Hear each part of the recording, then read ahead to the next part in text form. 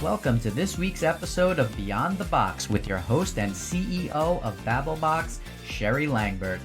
Sherry interviews the world's biggest brands, agencies, and influencers to uncover their influencer marketing secrets to success.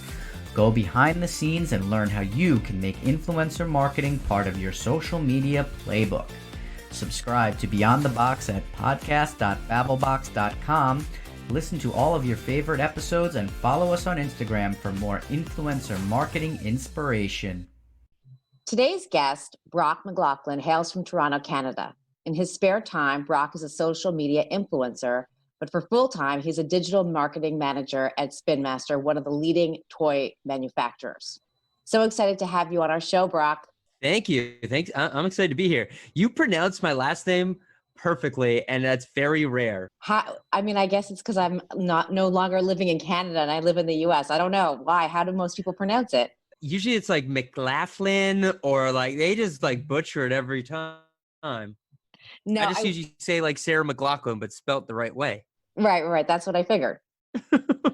That's so no funny. relation. Both from Canada? Yeah, no.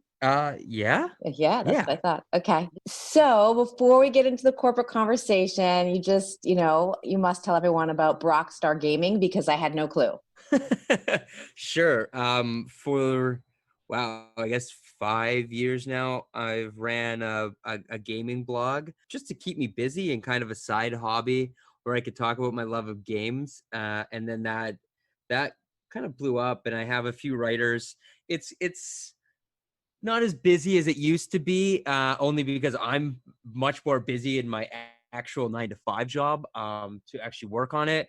But it's definitely had some fun, and I still like writing from time to time. So when a game really strikes me, I love to jump on it and give my thoughts.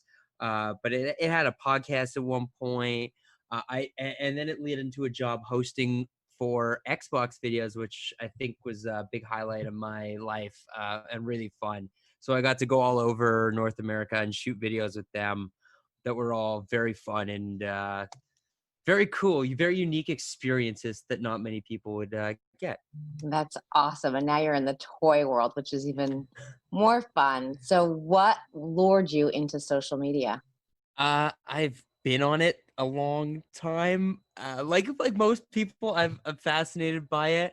It's definitely, some days I love it, some days I can't stand it. It really depends on what's going on. It's ever evolving, and which makes it ever challenging, and I love that about it. Not any day is the same, and there's always something new to learn and something new to jump on. So can you tell me a little bit about your role? Because I know you have a lot of things that you do at Spin Master, or a lot of brands that fall under your umbrella. Tell me a little bit more about that. Yeah, for sure. So at Spin Master, I encompass a ton of brands, including DC. So the Batman movie next year, which is like, is a very exciting opportunity for me. I've got to see a lot of behind the scenes stuff from Batman, and I'm very excited for it. I work on a brand called Bakugan, which is a show on Cartoon Network. It's turning into, it's just a massive franchise entertainment property. It's had a resurgence in the last 2 years, and that's been really fun to work on. I get to handle things like Fugglers, which are these funny, ugly monsters, a whole slew of board games for Marvel.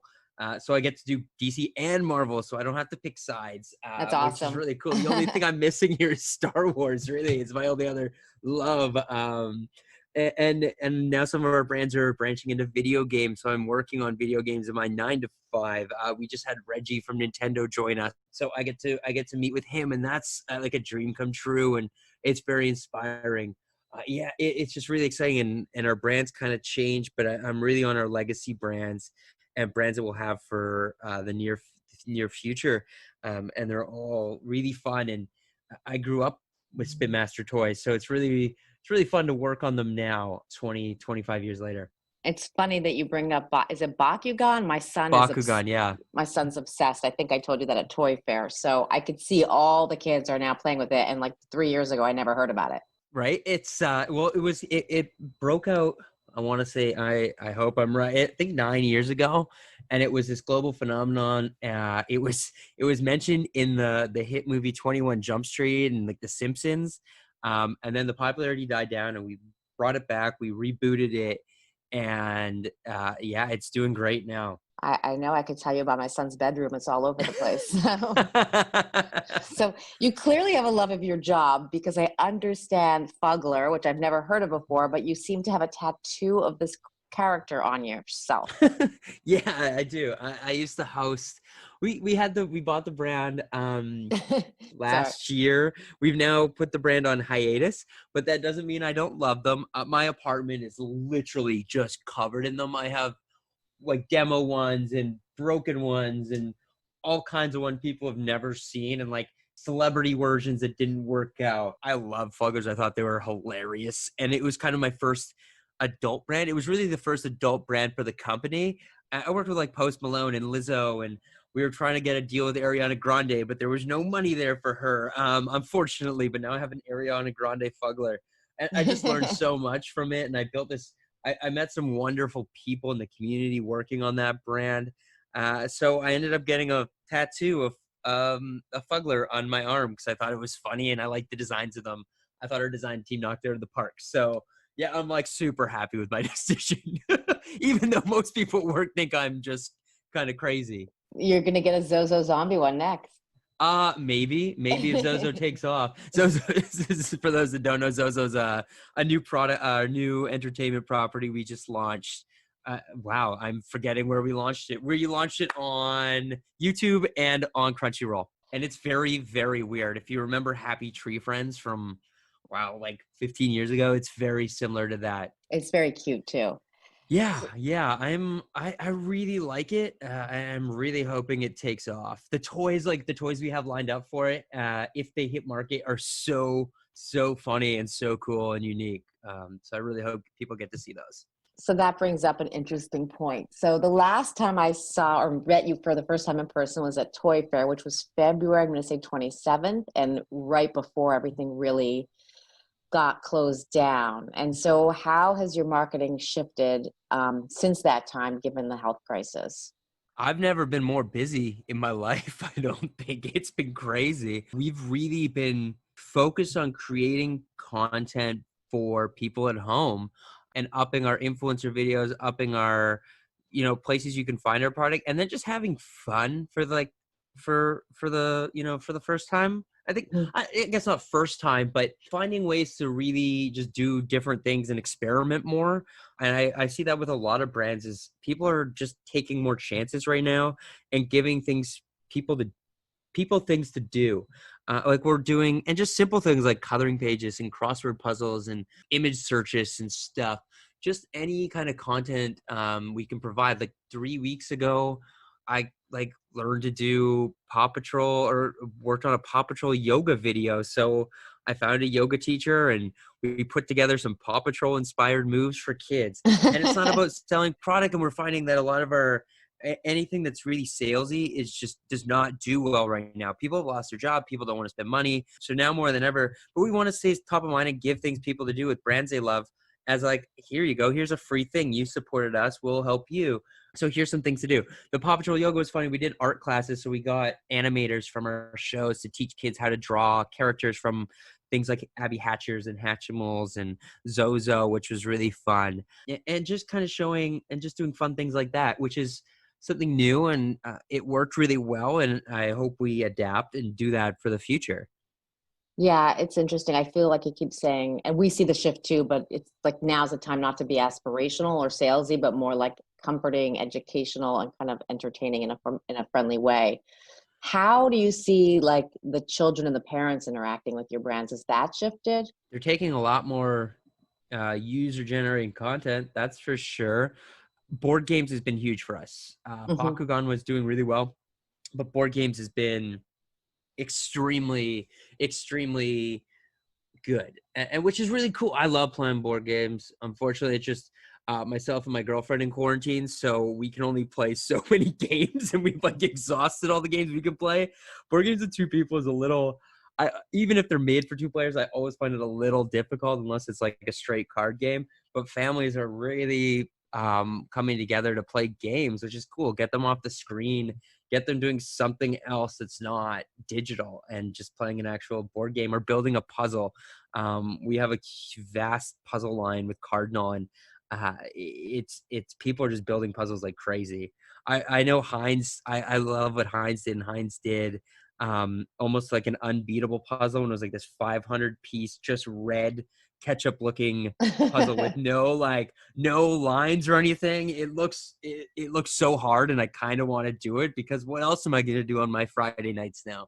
Yeah, I've seen a lot of very complex puzzles, and it's not even the kids doing it. It's like my sister-in-law's doing it, my friends are doing it. I So sent my mom a bunch, and she is not having a good time with them. She hates them.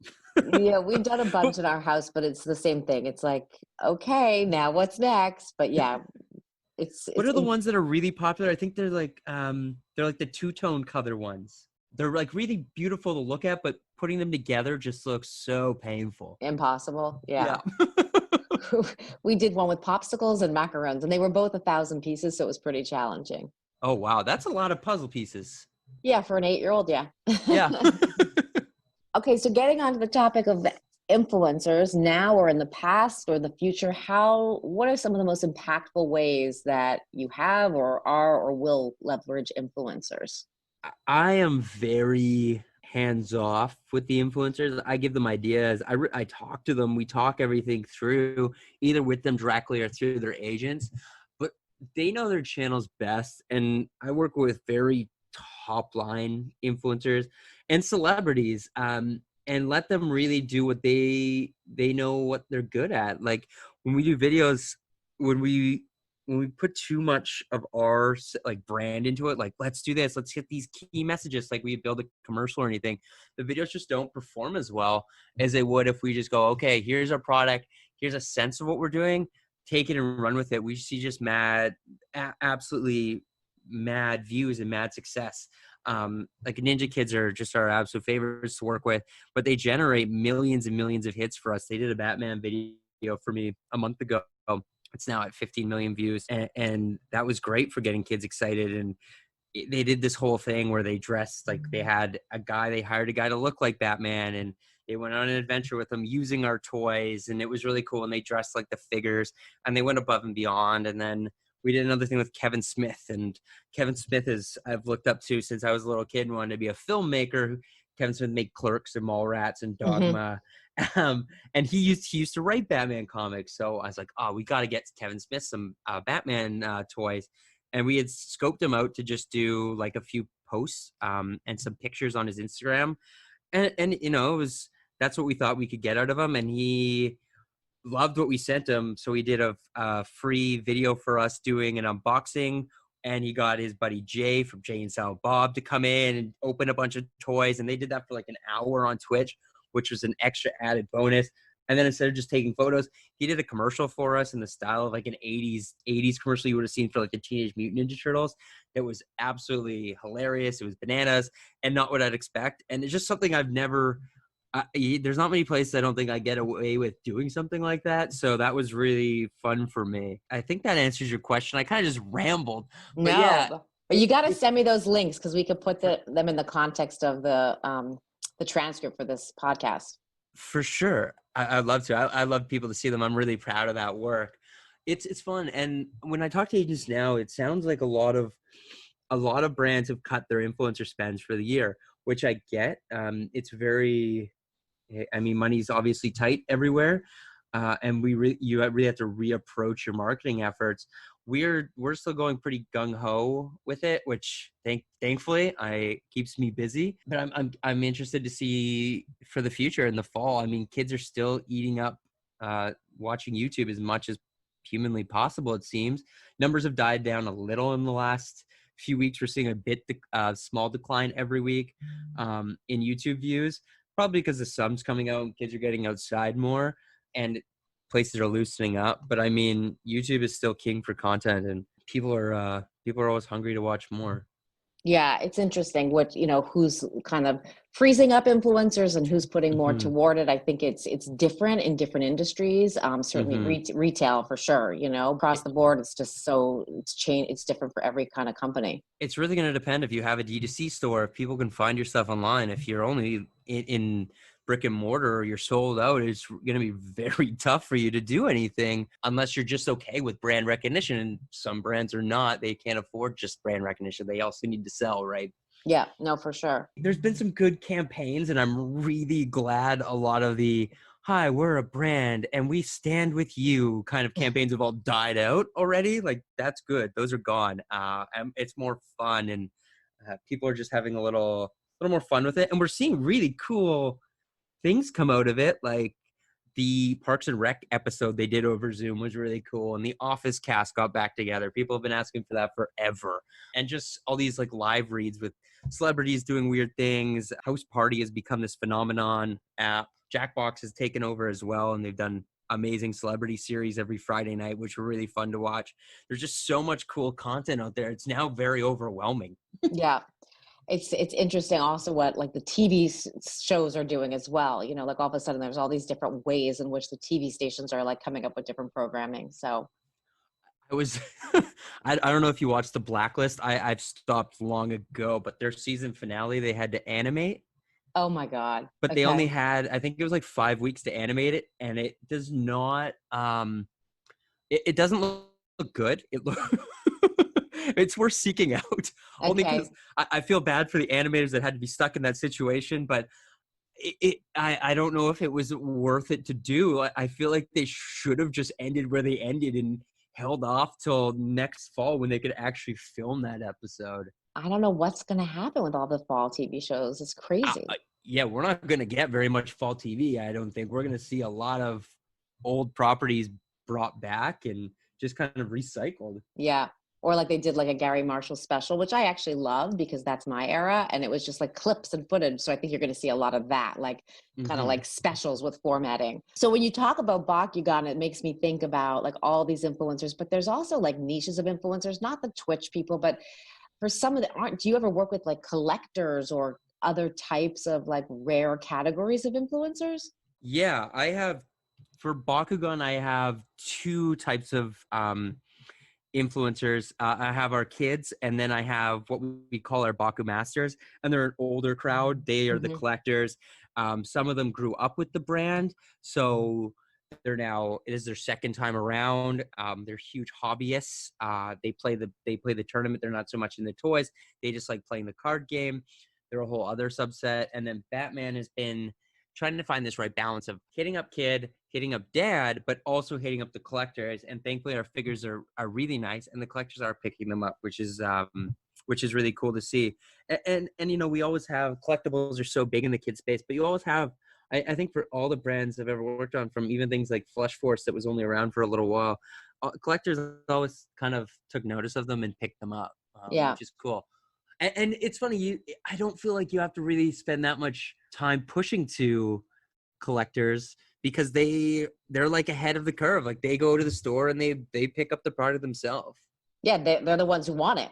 So it's just interesting that a lot of brands don't think that way. You know, they're just like, oh, let's go for the kids or for the parents. But it's like, what are the different nuances and niches behind where you can kind of make an impact? Yeah, and I love rewarding, like, and we're in a lucky opportunity where I can reward a lot of our collectors and just our big fans too. You know, you don't have to have, you could have 50 people on Instagram, but if you're an avid fan of said brand, I love sending them stuff. My favorites with Paw Patrol, we send letters to kids from where you're like, oh, we just met your dad here in Adventure Bay. He's such a great guy. Do your dishes or something. And then we have like autographs from all the pups, and they're all the paw prints on the paper, which is really cool. Just fun little gift to send out. That's awesome. So I have another question. We get this all the time. So is this going to make us go viral? And I guess I want to, you know, I mean, I've been doing influencer marketing for 10 years, and it's still the question, if we do this, will we go viral? What do you think of that? Like, is that realistic KPI for an influencer marketing campaign? No, no, it's not. Every meeting, someone says, oh, we'll make this go viral. And if we're ever with an agency and they're like, oh, this will definitely go viral, I go, no, it won't. You don't know it will. You just can't predict the viral nature of said video. Yes, if I was getting the Office cast back together, yeah, I could guess that's going to go viral. That's because it's a huge built-in audience, but it's so rare that you would know that's going to go viral. And I don't think you can plan it. I don't think you should plan for that.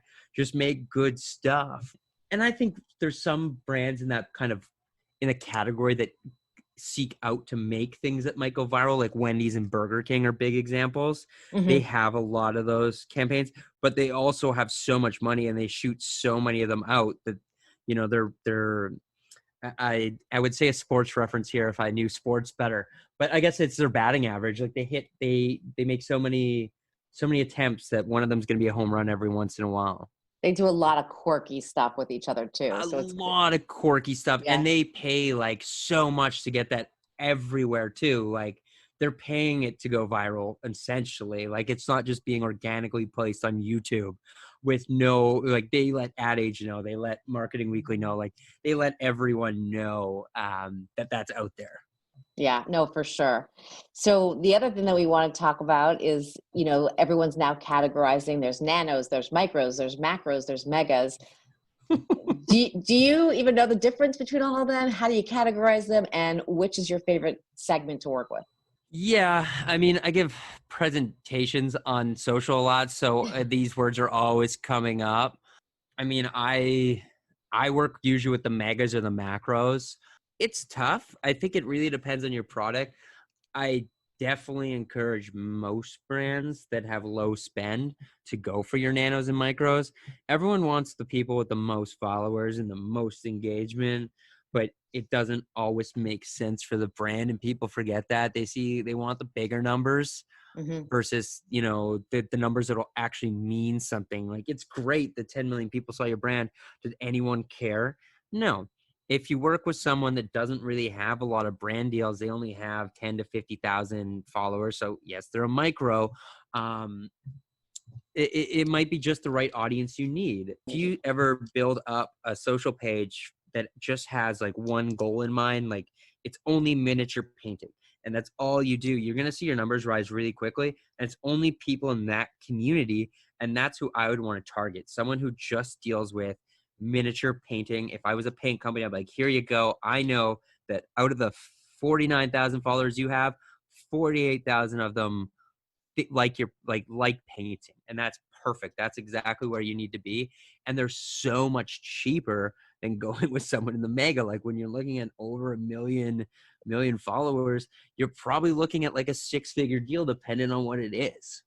Yeah, and I always also tell brands, I mean, look, again, if you have that big budget, sure. But with the micros and the nanos, it's not just the reach, it's that you get multiple pieces of content. Like you can have and different messaging and all that. Oh yeah, they'll go above and beyond for you and give you so much more, because usually at the end of the day, they actually really like the product. I find with macro or, you know, anyone that's getting paid, then it starts to diminish if they actually care about said brand.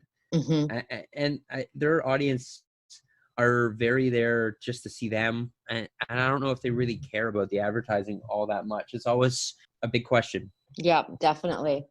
Well, this has been so fun. I definitely think I want to switch jobs and work, move back to Canada and work at Spin Master.